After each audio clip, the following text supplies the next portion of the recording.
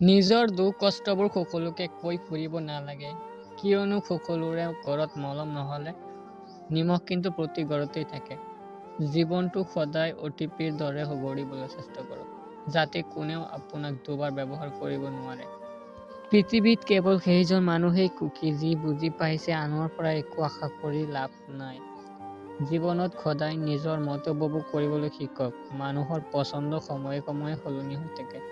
যদি কোনোবাই আপোনাৰ অন্তৰত আঘাত কৰে, দুখ নকৰিব।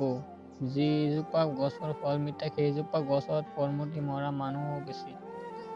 তোমাৰ জীৱনত যিমানে সমস্যা আহিব সিমানে তুমি সফলতা পাই গৈ থাকিবা, কাৰণ সকলো সমস্যাৰ লগত এটা সুযোগ লৈ আহে।